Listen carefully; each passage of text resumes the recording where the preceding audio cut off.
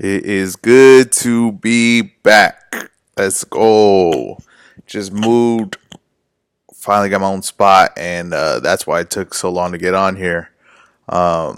Good. Not don't like the break in between. Trying to stay consistent, but it's just what it is.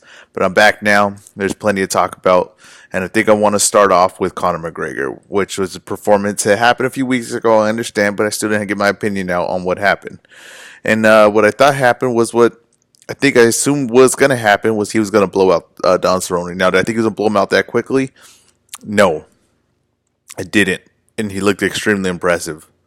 Now, there's a thing going on with about Stephen A. Smith and Joe Rogan. And if Stephen A. Smith was wrong, calling Don Cerrone a quitter, I guess. Maybe he chose the wrong words, but I don't think Stephen A. Smith was wrong because it's kind of what Stephen A. Smith said was going to happen. Now, sometimes I think it's just new to MMA because it's becoming really mainstream now. And they're not used to this, but this is what's going to happen. That people are going to talk about their sport that maybe they don't feel comfortable talking about it, but it's not going to be just the guys that usually talked about it, right?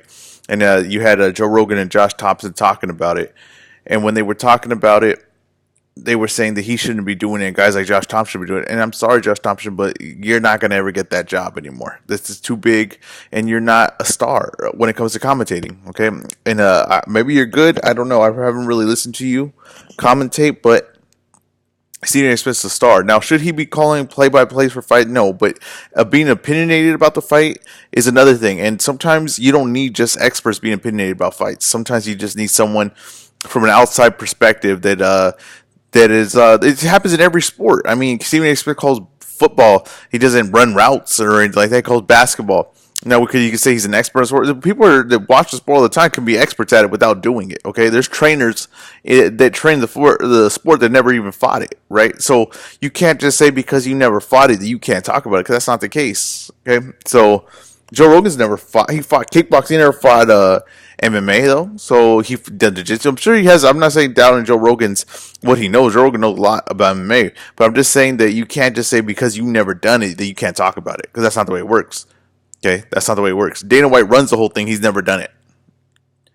Dana White's brought it here. He's never done it. So having the outside perspective is not a bad thing. And when you get bigger, that's what's going to happen. And they're going to want stars doing it. They're not going to just want guys that are ex-fighters. Because not even all ex-fighters truly know what they're talking about. Maybe they know how to fight, but they don't know what they're seeing or talking about or how to articulate it in a certain way.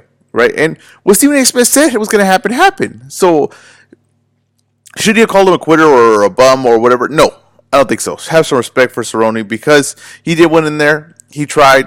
Didn't work out for him, but I don't think there's no point that he quit. He took a beating. Okay, it's not fixed, not anything. He took a beating in there. Now, did Stephen expect that say that's what he thought was going to happen? He was going to get clipped and go down. Yes, and that's what happened.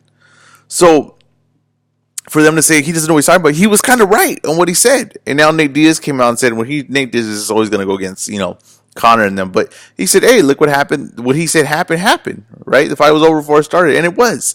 And Don Cerrone got the fight because Don Cerrone has been a company man through and through. So that's why he got rewarded the fight. And I don't think that's a bad thing. I think that sometimes you deserve that when you are loyal to something, then that's what happens. That shows the benefit of being like that, the benefit of taking fights and things like that. But I just don't like the way that they presented it. I don't like the whole, well, he better watch what he's saying because Don Cerrone will do something to him. That's everything in the world. What are you talking about? Okay, you don't think he says something about football players? Football players are about 300 pounds. You don't think they'll do something to him? I don't understand. We're adults. You're in a sport. If you can't handle criticism, you're going to punch them. Well, then you can't be in the sport no more. You're going to be suspended. That's it. You're done. This is the real world here. Okay, it's a privilege to fight and get paid that money that he got paid, right? And if he can't handle the criticism that comes with it, then he could no longer be a part of that job because that's what comes with the job now, and especially the fame that comes with it. So the fact that he can't hit the pads means he can't talk about the sport. That's the stupidest thing I've ever heard in my life. Okay, and some of these MMA guys can't even throw punches. So what are we even talking about? So what are we even really truly talking about? So if you're MMA, I don't know. So if you're Max Kellerman or Jim Lampley, one of the best to do it, they can't talk boxing? Why? Because they don't know how to hit the pads? Because they've never been in the ring? That's the stupidest thing. It's so limited. It's so small way of thinking, right? Now me, just so we can get some background on me, right? Because you say, well, of course you're going to say that, right? I actually did box. Okay, I boxed at Wildcard Boxing Gym for about, say, 8 years. Uh, with the pros, sparring, some really good names, not here to brag about it, but just I've done it, right? I've had a pro fight. So I've actually done boxing. I've done a little bit of jiu-jitsu, maybe about 2 years worth of jiu-jitsu. Not saying that makes me an expert or anything like that, but it has some knowledge on it. So I wouldn't exactly say that I'm in the Stephen A. Smith category of the thing, but I'm definitely not in the Josh Thompson category who fought MMA at a real high level. Okay, I never fought at an extremely high level. I did fight pro. Okay, I did fight pro. I've turned pro. I fought pro. I'm no longer fighting anymore, but I did, and I've watched boxing my whole life, and I've trained it intensely for about 8 to 9 years.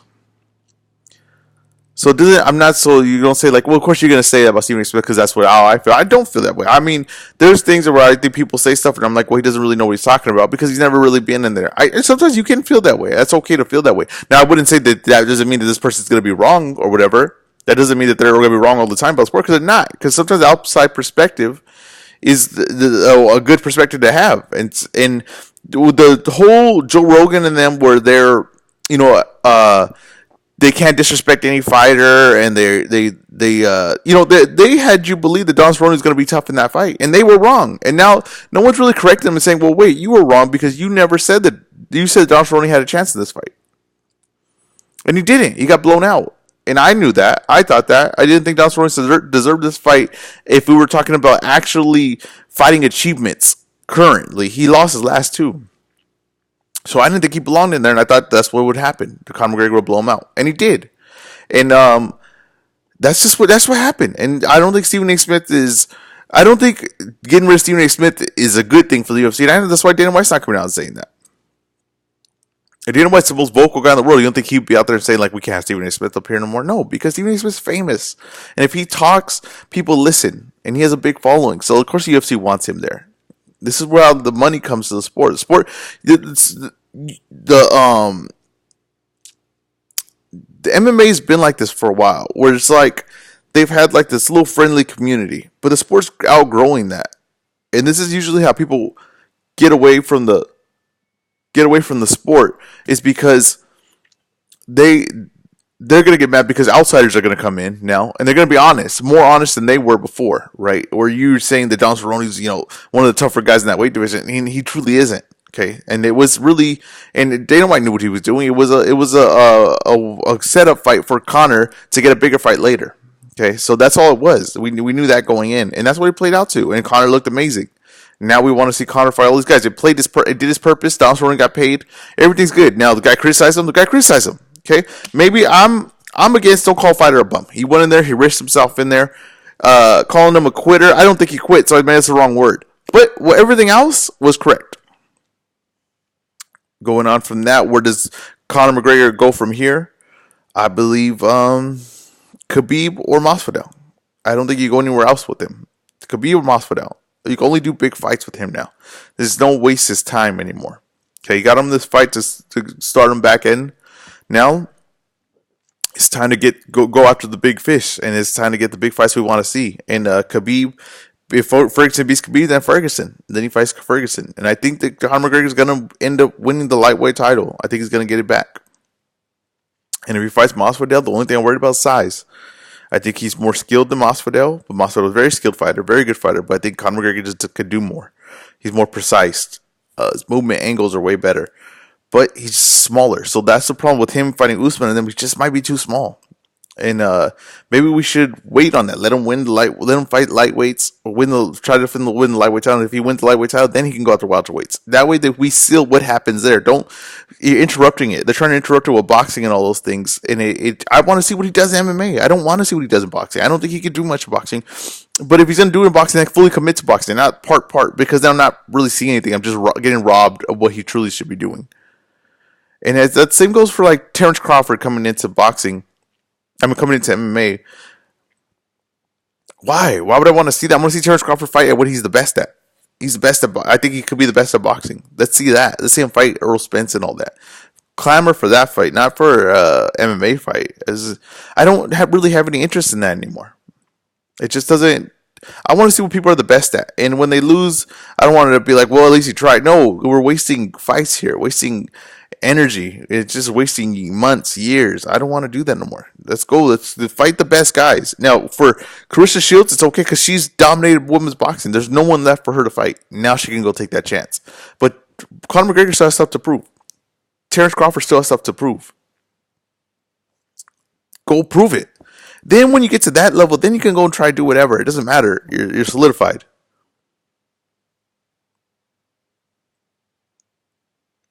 Demetrius Andrade fought. I really think he lacks a lot of offense. I don't think he has any offense coming forward. It's very that looping left hand. It's not great. It catches guys early. It catches guys early. He's been doing that really consistently. He's catching guys early with it, but he just does not have the offense coming forward to really finish guys and seal the deal. And that's why he won't be at the level of Canelo. I think Canelo wins that fight pretty handily now that I see how limited his offense is. He's a really defensive fighter. It's one dimensional defensively. His offense, he just doesn't have a lot of weapons, and to get power, he takes a lot.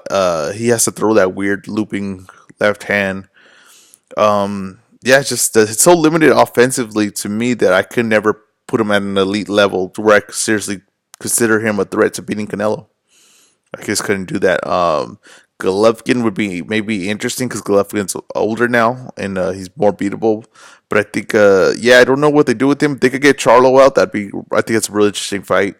But he's just very limited offensively.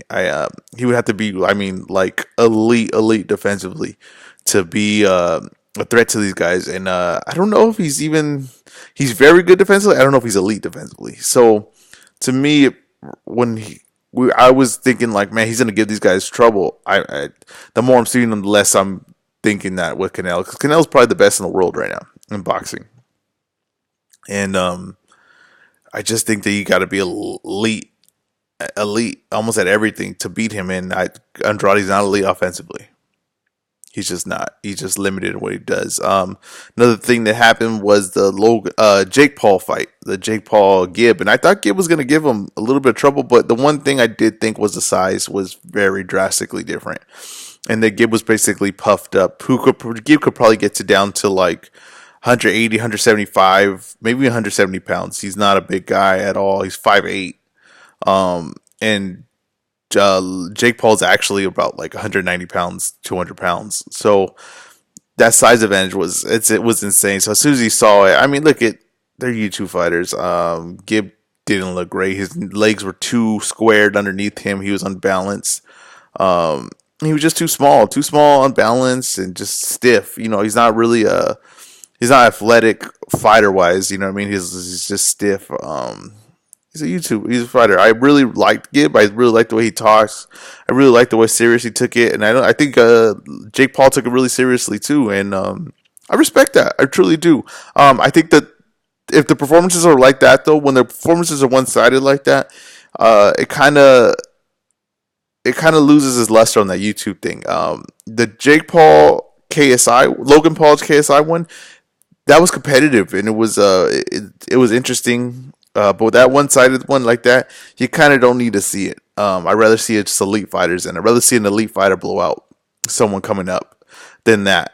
That just wasn't it. They sold it well. Of course you're interested because these guys are good at selling it. They're good. They have good personalities, and the fighters should be taken from this. I think the future of boxing is a lot of YouTube stars, and I don't mean YouTube stars coming to boxing. I mean a lot of boxers turning into social media stars like Ryan Garcia.